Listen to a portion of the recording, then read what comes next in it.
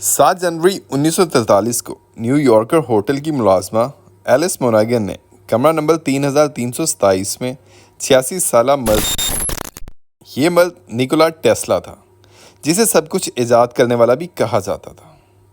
آئیے آپ کو سب سے ذہین دماغ کی کہانی سناتے ہیں جو تاریخ نے دیکھا۔ السلام علیکم ناظرین، میں ہوں جمال ارشد اور آپ دیکھ رہے ہیں ونڈر ورلڈ۔ دوستو، 1856 میں ٹیسلا کروشیا میں پیدا ہوئے، جہاں اس کی والدہ کا خاندان سائنسدانوں اور موجدوں سے بھرا ہوا تھا۔ اس کی والدہ اپنی ذہانت اور مضبوط حافظے کے لیے مشہور تھی، جس نے اپنے بیٹے ٹیسلا کو یہ سب کچھ سکھایا۔ اپنی زبردست یادداشت کی بدولت ٹیسلا نے نوجوانی میں 8 زبانیں بولنا سیکھ لیں، جن میں انگریزی، فرانسیسی، ہنگری، جرمن، چیک، اطالوی، لاطینی اور سربیائی کروشین شامل تھیں۔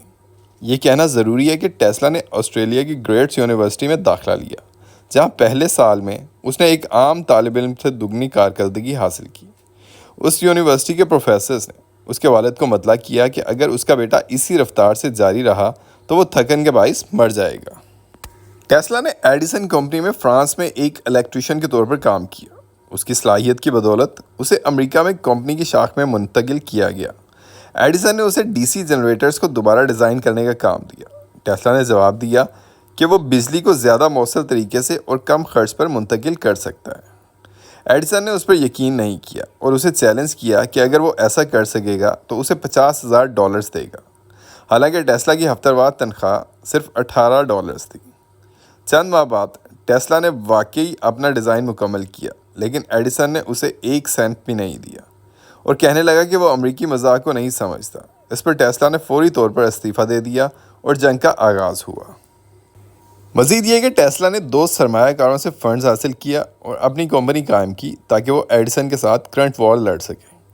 ایڈیسن ڈی سی کا استعمال کر رہا تھا، جو طویل فاصلے پر منتقل کرنے کے لیے مہنگا تھا، جبکہ ٹیسلا اے سی کا استعمال کر رہا تھا، جو زیادہ مؤثر اور کم خرچ تھا۔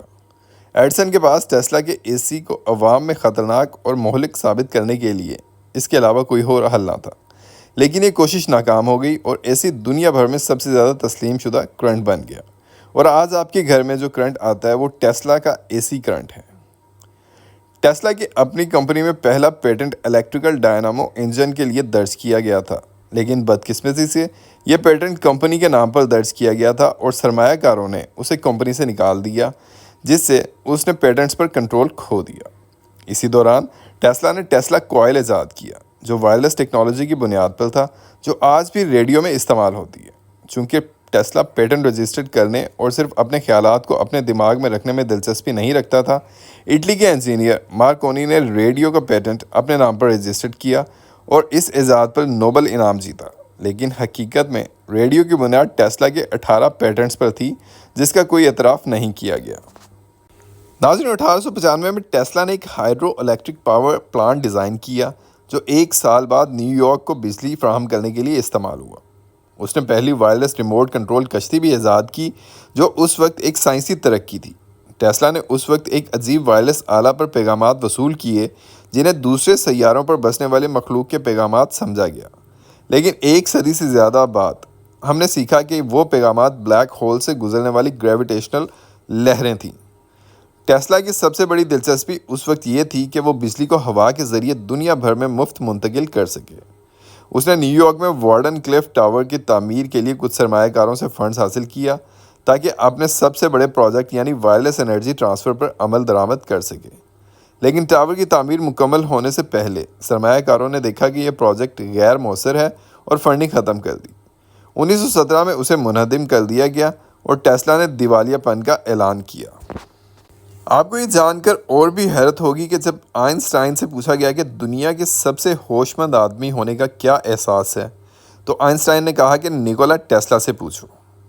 ٹیسلا کو دنیا کی طرف سے اس کی موت کے بعد کئی سالوں تک سراہا نہیں گیا، اور یہ ایک بہت ہی افسوسناک بات ہے۔ ٹیسلا ایک عظیم آدمی تھا جس نے خود کو سائنس کے لیے وقف کر دیا۔